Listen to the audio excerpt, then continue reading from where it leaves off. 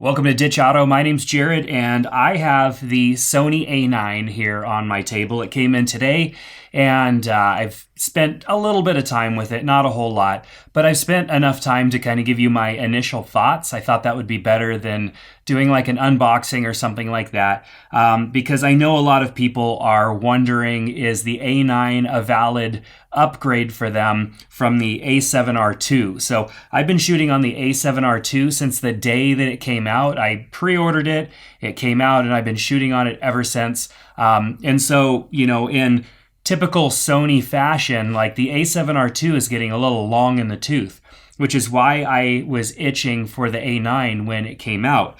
Now, there are some distinct differences between these cameras, and a lot of people are kind of confused, what makes this camera a better option, or maybe what makes the A7R2 a better option.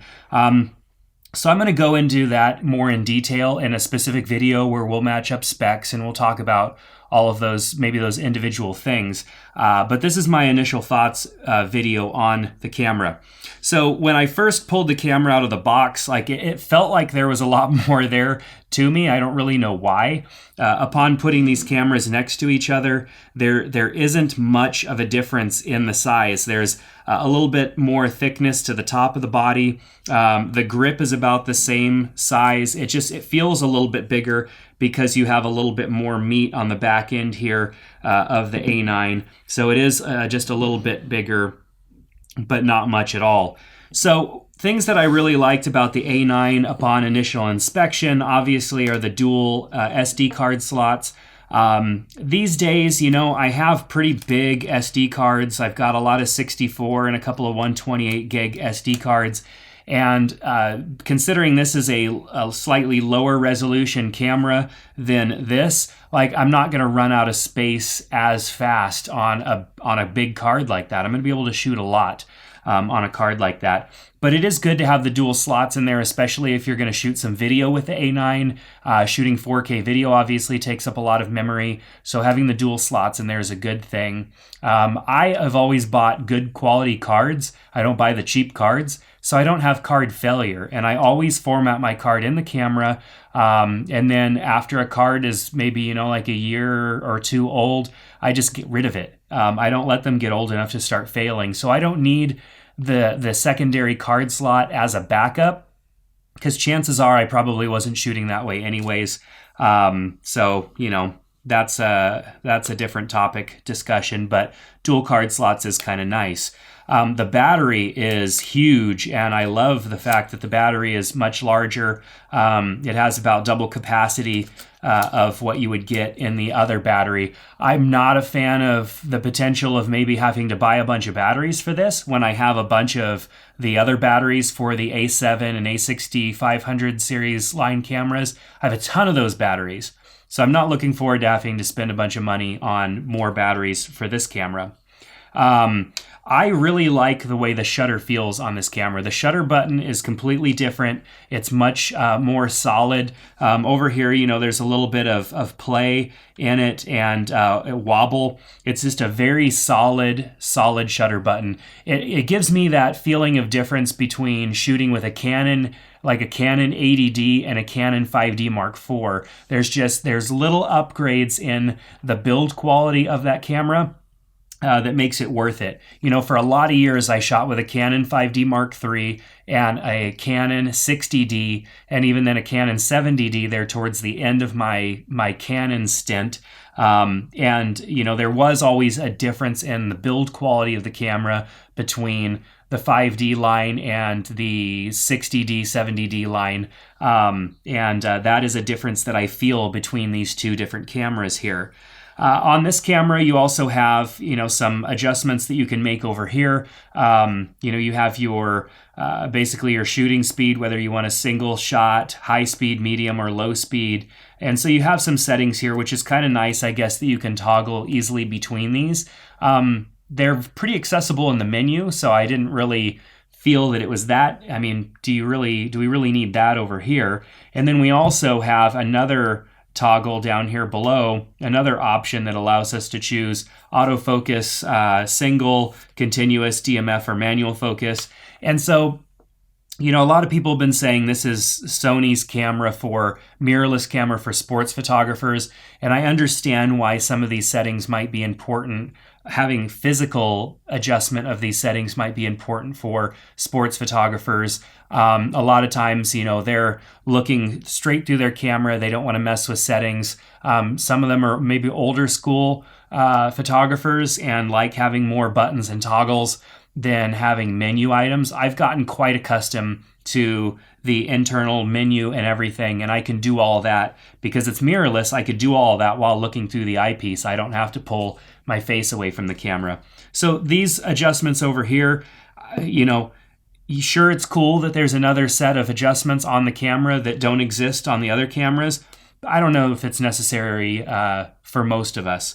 That's definitely something, these settings here are something I'm most likely never going to be using out in the field. I don't see any reason why I would. Especially like I'm going to be going through AF and manual focus. I can switch that right on the lens. My hand is on the lens already. I can toggle that easily from the lens. And most of the higher end lenses that Sony has that you're going to use with the A9 have that option, have an autofocus, manual focus switch. Some of those smaller lenses, that full frame lenses that Sony has that don't have that switch, I don't imagine as many of those people using those types of lenses with the A9. So that's enough on that rant. I'm not gonna beat a dead horse anymore. I love the repositioning of the video button, the record button, being kind of in a more DSLR traditional location. I love the fact that it's right there. It's so much easier to get to. It's by where your hand is naturally instead of having to pull it all the way out here and try and hit the button. I love the fact that they moved it there. That was a good choice on their part. Even the dials in the back and the buttons on the back of the camera definitely feel a bit better. There's more tight tactile feedback than there is on the A7R2. Even though my A7R2 is getting a little old, even when it was brand new, the toggles and the buttons and everything on the back just were really easy. Sometimes I would just brush them on accident and I'd make a change. These are much more tactile, a little bit harder to rotate, and that makes it much less likely that you're going to make a mistake or make an adjustment to one of your settings on accident. So I like that. Overall, there isn't really a whole lot of a difference on the camera. We still have custom buttons all around. We still have, some of the standard buttons that we're used to. There's an AF on button, which is nice. I got really used to using AF on with my Canon 5D Mark III, and I missed that. Loathed missing that. I just missed that button and loathed not having it on my Sony cameras because I had to map another button to do it, and it just wasn't a natural feel for me coming from Canon. So you've still got the articulating display. The display has a lot of bezel on this side for whatever reason. You've got on this camera, you have more bezel on the other side, over on this side. I just don't understand why the screen couldn't take up more of that space, maybe be a little bit wider, but nonetheless, they chose to offset the screen and not make it full width. So, be with that they may make a change in the next model. One of the things that I think is going to happen, and this is going to be maybe a prediction / speculation, this is the Sony A9. Now, they came out with the A7. Then they came out with the A7S and the A7R. And I really think that Sony is going to come out with an A9S and an A9R. And that's what I really hope for, because the R would be the model that I would go after, because essentially this is the A9, which is the version of the A7, which is their entry-level full frame. And I'm thinking that this is going to be maybe their entry-level higher end camera, their entry-level flagship, and that they're going to come out with a A9R and an A9S. And I really hope for an A9S because I would love some, a better build quality, some more advanced features on a S model for shooting video with that extreme low light performance, maybe even a little bit higher resolution than the A7S and A7S II has had. That would be fantastic for me. And then, just an upgrade from the A7R or A7R2 coming to an A7 or an A9S would be really good. That's something that I could really, really look forward to. So in discussing whether or not, one camera is worth the price, that's going to be a whole separate conversation because there are pros and cons here between the two. I just wanted to give my initial thoughts on this camera. The zero lag or the zero blackout is definitely something that I'm going to have to get used to. I am used to taking a photo and reviewing the playback of that photo because essentially it comes with playback turned off. You'd have to turn that back on in order to get the preview of your image because when you take an image, it's ready for the next image. It's not showing you your previous photo that you just captured. It's ready for the next image. It's set up that way. So if you're used to having that preview of the image that you just took so that you can see if you got the shot you were hoping for, you're going to have to change the settings in the camera. Now, for sports photographers, you're usually following some sort of action, and you don't want that preview to interfere with you keeping your shot in frame. You're just firing off shots trying to follow the action. You're not worried about previewing your shot until the action has passed. And so that's where this camera, I think, shines is you have that zero blackout. There have been times when I've been trying to shoot sports, something fast moving, and there's a little bit of a blackout here. That messes up my ability to follow the image because I lose track of the action, and then my shots are off center or they're not composed the way that I want them to be. And so that's where this would really shine, is having that ability with that zero blackout, to capture. I really do like this camera. I love the way it feels. I love that there's a little bit more heft to it. It is a little bit more dense of a camera, I believe. Let's go ahead and fire off like a rapid shot here. Let's just, see what we're going to get. I am in RAW plus JPEG, so keep in mind it's RAW plus JPEG that's taking place. We're going to go ahead and just hold down the shutter button and see what happens. It happens so fast that it's all electronic noise. There's no, the shutter's not even moving. Like in the instance of taking this shot, what's interesting is that the shutter itself, isn't making any noise. I, would argue that it's probably not even opening and closing. It's doing everything all digitally. You're able to get a ton of shots. I just took 60 photos right there in that small amount of time. That's amazing. Let's just, for comparison's sake, while we're here, I'm going to go ahead and put this camera in continuous high shooting. And so we're there, same RAW plus JPEG. This one, there's a physical moving of the shutter that's happening. You can hear it and you can feel it. In this one, you're not getting that simply because it's going so fast. Let's go down to medium speed. Still same thing, digital sound, low speed.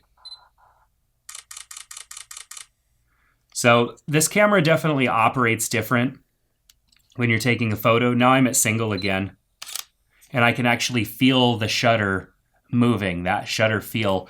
I actually was able to experience there, which happens regardless of what shooting mode you're in with this camera. Of course, you could put it in silent mode. It has that. But this camera is just so stinking fast. So what I'm looking forward to is actually testing the autofocus in that instance. How well does the autofocus do when you're shooting that fast and there's something moving either through your frame or you're following it? So I'm going to be coming back with a full review of this camera once I have some time to spend with it. And then I'm also going to do a comparison between these two because I think it's really important when somebody's deciding to buy a more premium camera body. Because essentially you could buy this camera and spend a lot of money, or you can buy this camera body here and buy a really good lens for the same price that you'd get just this body for. So you really have to weigh your pros and cons there when it comes to making a decision. Plus, one thing that is a gripe of mine with this is here's the charger. Unlike the other chargers, which typically just has the prongs, you plug it into the wall.